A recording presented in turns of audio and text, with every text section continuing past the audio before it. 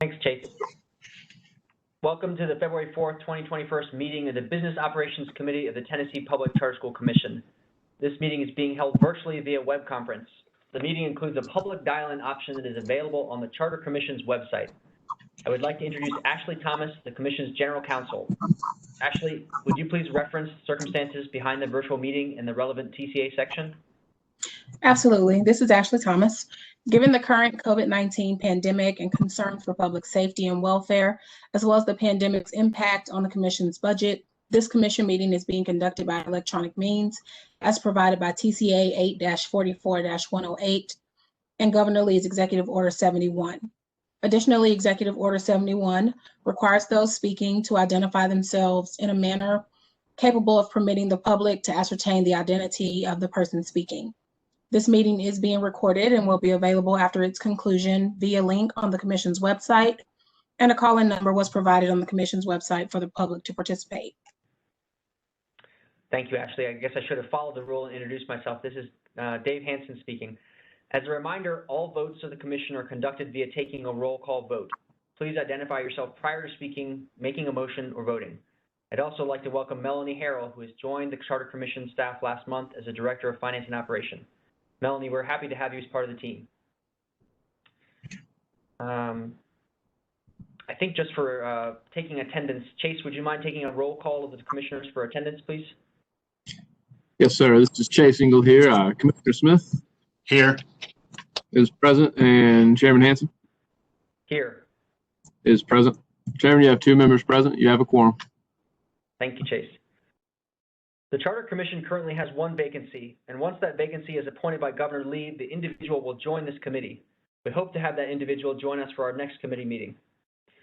This is the first meeting of the Business Operations Committee after a restructure of the Charter Commission's committees by Commission Chair Griscom pursuant to Commission Policy 1.200. The charge of the Business Operations Committee is to provide oversight of financial and operational functions of the Commission, including approval of budgets and recommendation of adoption of the budgets to the full Commission, receiving regular financial updates from staff, including approval of contracts over $25,000, receiving hiring and staffing updates, procurement, office space, equipment oversight, and setting up of Commission regular meetings.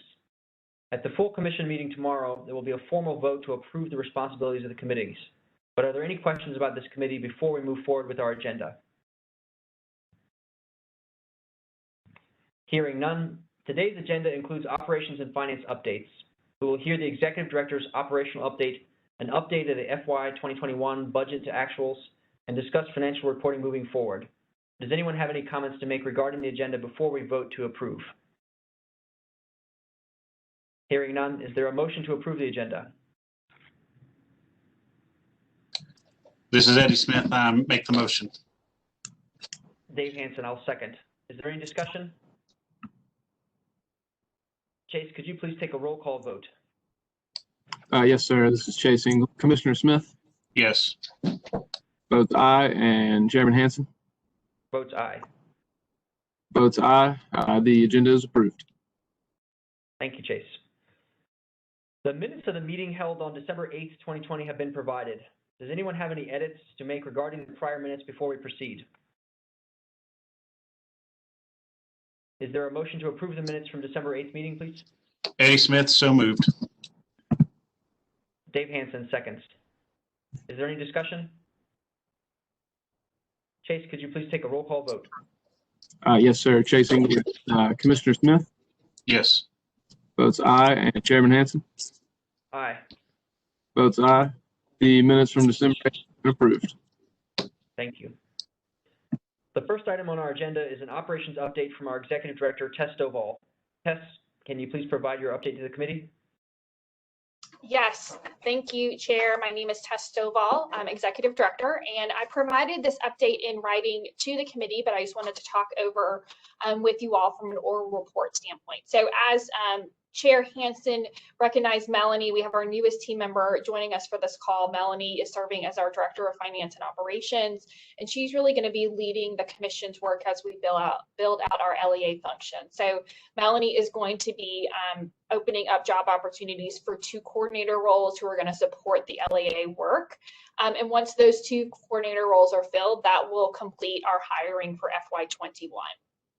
Secondly, we haven't signed any new contracts since the last committee meeting, but I did want to give this committee a heads up on some future procurement that the commission is going to be working on, particularly as we think about setup for the LEA function. So first, we're going to be working on procurement as it relates to a student information system that is going to house our authorized charter school student data and will handle reporting to the Department of Education. Second, we are going to be working on a platform that will house English learner students' individualized learning plans, which are required by state board policy and rule, as well as a system to house any student 504 plans. The Department of Education pays for all districts to have a system to house IEPs for students, but any districts who would want additional systems for ILPs or 504 plans would have to procure that themselves. And finally, we are going to be working on a contract as it relates to translation and interpretation services for both ensuring that our LEA policies and procedures are translated as necessary in languages that the parents can understand, but also if we ever needed to have an interpreter, we would have access for that. In terms of office space and technology, we have added 2 cubicles to the Charter Commission space here at the Davy Crockett building to house our Director of External Affairs and our Director of Finance and Operations. We will continue to acquire additional office space as needed as we grow out the staff. To the excitement of all of the staff, we now have a printer and copier. So I was able to print these things here at the office. That is a big deal for us. As Chase said, we are a real agency now. And then finally, we are hard at work on the LEA setup. Melanie being on the team, we are fast and furious. We are working with to apply for a district number. We are working on our LEA plan.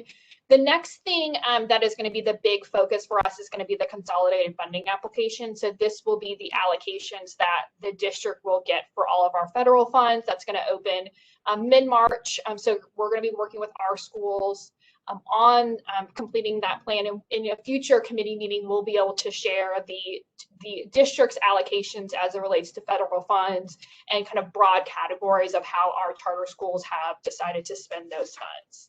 And we've also started working with our 2 schools that are slated to open in school year 21-22 on their pre-opening process. So we have held their first kickoff meeting.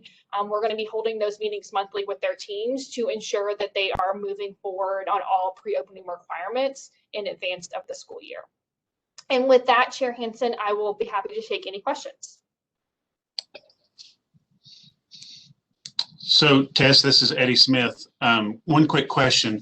You talked about all the systems that we're going to have to procure. I know we have to go through the bidding process, but if we end up with the same system, say that the state board was using, would it be easier just to assume whatever is left of there, since they're no longer going to be overseeing all the charter schools, because all that student data and everything would be easily transferable without you all having to do the extra work of inputting it all? Tess Stovall, thank you for that question, Commissioner Smith. Absolutely. We are coordinating with the state board on this process. There are certain, obviously, procurement regulations that we're going to be following and different dollar amounts that require, are either under a local purchase authority or, require bids. And so we're going to be working with central procurement on those as well. But as much as possible, we want to have this a seamless transition from the state board to the commission. So we do not want to be reiterating data. And so we want to ensure there's a really smooth import process, whatever that looks like. All right, second question on that. Just because I know we take over technically July 1, however, our new fiscal year doesn't begin until July 1. So any chance that any of the procurements that we will have to do any upfront costs that were not originally in our budget for this year, that in the current fiscal year we're in, considering we won't start collecting the authorizer fee till the next fiscal year? Thank you, Tess Stovall. I actually would like to defer to Melanie here, and maybe this segues into the next presentation about some of the forecasting we've done in terms of some of these systems. Yeah, this is Melanie Harrell. I'm thrilled to have joined the team and to be talking to you all and working with you further. Most of these costs were built into forecast. We assumed that we would have to front load some of these contracted services and different items in this fiscal year. So I think all of these items that Tess brought up have already been forecasted for this year and are part of the forecast that I'll share in just a minute. Okay. Well, maybe I'll just, to segue, thank you, Tess. We appreciate all the time and the effort that you're putting into getting us ready to handle business in 2021. We really appreciate the hard work. So why don't I move to the next item on the agenda and say, could we please ask Melanie Harrell to provide us with an update for the fiscal year 2021 budget to actuals and kind of touch on some of Eddie's questions as well. Yeah, absolutely. Chase, could you go ahead and make me host so I can share my screen?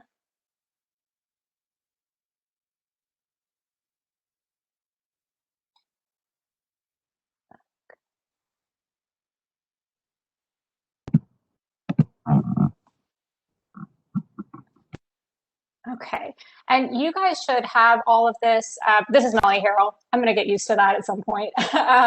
You should have this on SharePoint. It may or may not be easy to read on WebEx, but I just want to share an update of the forecast to actuals so far. This is through November of last year. We were still waiting for some costs to settle out in billing through December, but we will have an even more updated forecast for you in April. So some of the key kind of updates and changes since the December 16th meeting on this is that we reduced the commission meeting forecast by about $6,000 due to the ongoing COVID-19 pandemic. There's obviously been less travel than was initially anticipated, and with the February meeting moving to a virtual meeting, we were able to reduce our forecasted costs there. We also reduced our forecasted expenditures for computers, equipment, supplies, and materials. We reduced that line item by about 50%. What we found was that staff computers, when they're being purchased and coded by accounting, they are actually appearing in the agency professional services budget. So we dropped some of that line item down for computers and equipment and instead moved that $6,000 into the professional services, the state agency professional services line item. We also in the past had moved some of the facilities rent expenses into the same state agency professional services line item for the same reason. When it's actually coded by accounting, that's where the expenses show up. And so the early facilities expenses that we had for the cubicle for our executive administrative assistant were appearing in that line item. We have not yet received any bills for our new office space in Davy Crockett Tower. I anticipate that those will also be coded to the state agency professional services line item. So we may reduce the facilities rent further to kind of reflect that reality and make those adjustments to that line item accordingly. So we are seeing some variance across individual line items, but what is most important is that we are seeing our personnel expenses, our salaries and benefits are above the line items and our operations below the line budget. We are well within budget for those items. So we are in a very good position, certainly overall, and don't have any concerns about kind of where we stand with that funding. Based on our conversations with the Department of Education and FNA, variance kind of within these subcategories is acceptable so long as we remain within our budgets overall, both above and below the line. So before we talk about kind of some of these quirks around the way the budget to actuals is presenting, I want to just see if you have any questions about this information so far.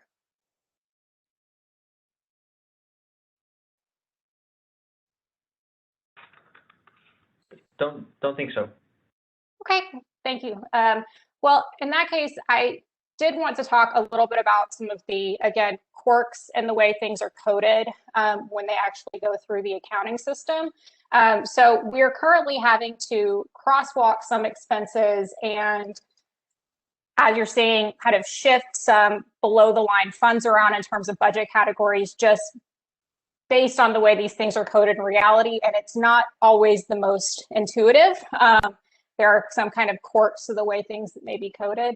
And so what I really wanted to hear from the committee is, as we are presenting this information moving forward, as we think about future budgets and how we want to kind of best analyze and present this data, would, as a committee, you really want to see us stick very strictly to sort of the state coding, or continue to crosswalk expenses so that they may be more transparent for the layperson that's not as familiar with the state accounting nuances? And I have an example here that was also in SharePoint of what a detailed breakdown of the state agency professional services line item looks like.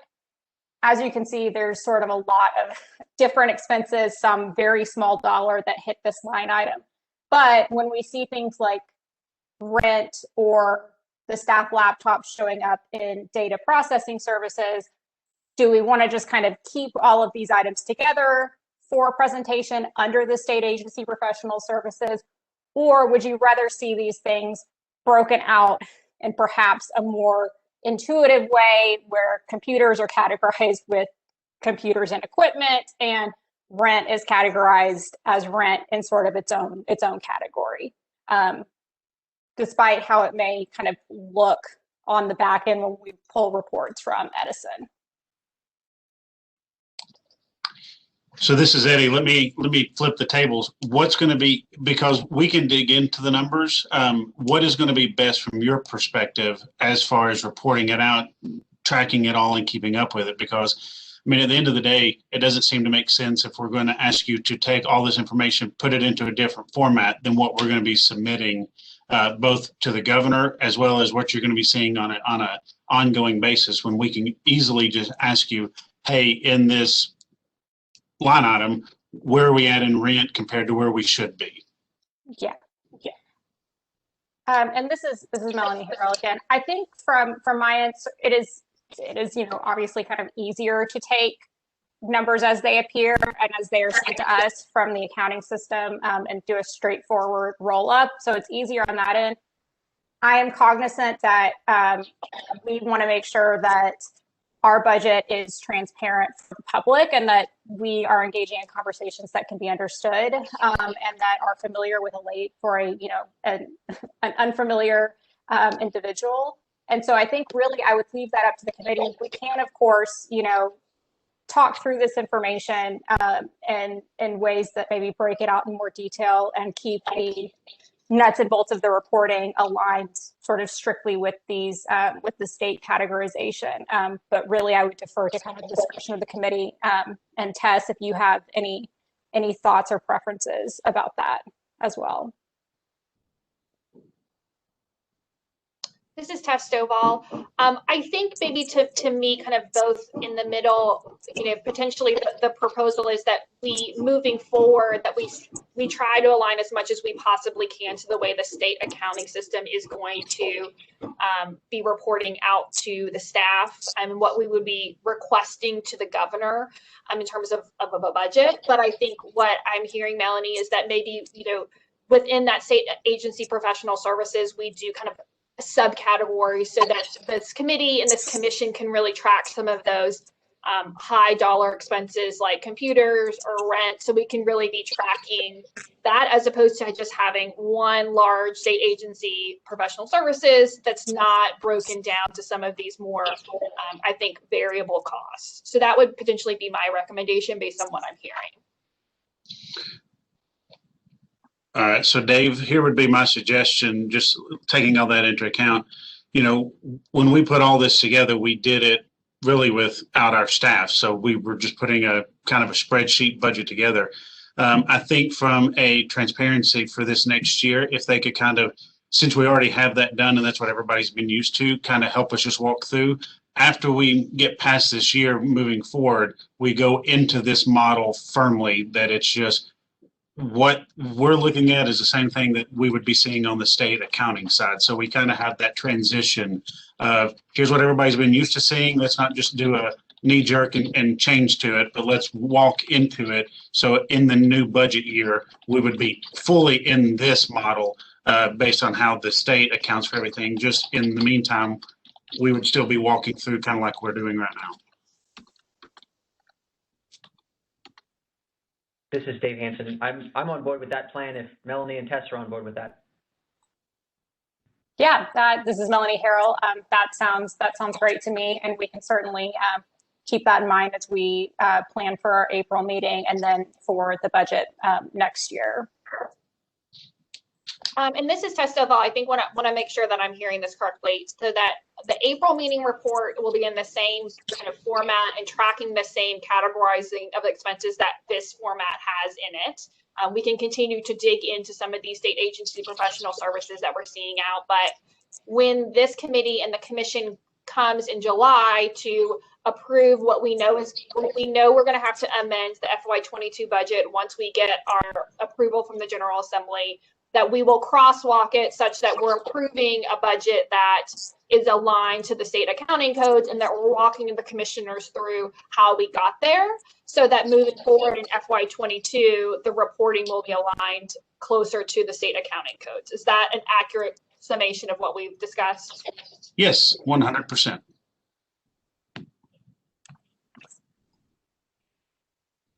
So do I need to make it as a motion? I don't know. I feel like it's procedural, like it's Melanie kind of keeping things on her side. So my vote would be, I would vote that we don't need a vote unless Chase or someone else. I just want to make sure that when all this happens, that our big overall committee doesn't wonder why we just did this without any votes. Because I just don't know from a business operations if that's something that would require our input, since we're kind of changing the way everything looks, or if that's just, if we're just good saying this is what we're going to do and we'll work it all out in the end. Yeah, this is Melanie Harrell. I will be giving an update to the full commission tomorrow about this, and I can certainly talk through kind of high level what our plans are here and what your thoughts are. I think I'd have to defer to council about if there's any actual votes needed here, but my plan would be just to give kind of an overview of this for the full commission tomorrow. This is Ashley Thomas. I think the committee is fine to just state their preference. I don't believe this is anything that requires a vote. I don't think this action requires a vote. Well, praise the Lord. Then my opinion has been given. Melanie, sorry, this is Dave Hanson. Melanie, did we interrupt you midstream for your fiscal year 2021 update? No, the only thing I wanted to just highlight is at the end is just a reminder about FY22 authorizer fees. When we begin to receive the authorizer fee after schools move over to the commission, we will begin reporting our projected 21-22 enrollment to the Tennessee Department of Education in March. And so we will start providing you all updated authorizer fee projections at our April meeting. So all of these updates, as we're getting them in real time from the schools, will inform our planning for FY22. This is obviously our most variable revenue stream, and we do expect to be kind of regularly adjusting the projections here. And so I just wanted to remind you what was conservatively projected for FY22 back in October. And again, we'll update this beginning in April and then in July as well for the committee to review as we get kind of more up-to-date and accurate projections from our schools. And just to clarify, looking at these enrollment numbers multiplied by the individual rates, those are all just strictly pass-through dollars. That comes from the BEP straight to those schools because that's the per student allotment through the BEP, correct? The BEP rate, yes, is strictly passed through. The authorizer fee percentage would come to us. Yes. Okay, and are there any other questions? This is Dave Hansen. I had one more question on the first page, please, Melanie, on the surplus. So Yeah, absolutely. when we get at the end of this fiscal year, June 30th of 2020, does that number, if there is a surplus on June 30th of 2020, does that number roll forward into July 1st, 2020 if there is a surplus? My understanding is that we do not currently have carry forward under our in our budget passed by the legislature. Tess, you may actually have a little bit more context on the carry forward conversations if there's anything else that I'm unfamiliar with at this point. Tess Stovall. Yes, so you're correct, Melanie. We do not currently have any carry forward provisions. That would be something that we would have to request from the General Assembly. It's very typical for state agencies to have a reversion target of the money that is being returned to the general purpose budget in the state. So any unspent funds would be reverted back. The only flag I will say is that moving forward, any unspent authorizer fee dollars would be kept at the agency and would be refunded to our authorized charter schools. So we would work with finance and administration to ensure that those funds are not reverted to the general fund, but that we're able to refund those to our authorized charter schools. Dave Hansen. Thank you, Tess. Thank you, Melanie. And Tess, this is Eddie. One last question. I know it may have been when we were interviewing you all, the idea came up about trying to look at basically a performance-based incentive for charter schools if they meet certain benchmarks. As we go forward and we look at that authorizer fee, is it possible that we can look at a way that there could be those incentives for charter schools that are performing higher than what we were expected, that the kids are progressing and learning like we want and expect them to. That might not be a 1% reduction, but it would end up being some sort of reduction at the end of the year as almost a performance-based incentive against their all their test scores and stuff. Tess Stovall, thank you so much for that idea. I actually had not heard this before. So thank you for planting that flag. And I do think on a go forward basis, statute allows us, the commission, to collect up to 3%. And so I think we certainly, from a philosophical perspective, want to get to a steady state where we can stabilize what that authorizer fee is. If we can go below 3%, we absolutely will. And so I really like that idea and something for us to explore, that if there's some way that we could reduce it further for high performing charter schools, that's a great idea and something that we'll certainly put on the table as we're looking through this. Okay.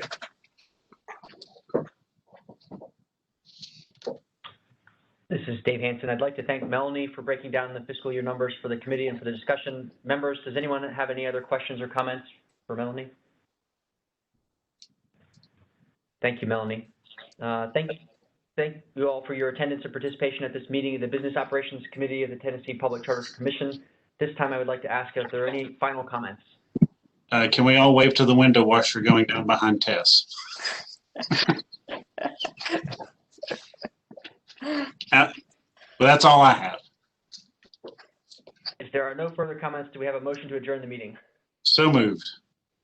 Dave Hansen, second. This is Chase Ingle. Commissioner Smith Yes. votes aye, and Chairman Hansen Yes. votes aye. The motion passes. Thank you, Chase. This is Dave Hansen. The next meeting of the Business Operations Committee meeting is scheduled for April 8th, 2021. I look forward to seeing you all at the full commission meeting tomorrow. We stand adjourned. Thank you all. Bye. Thank you.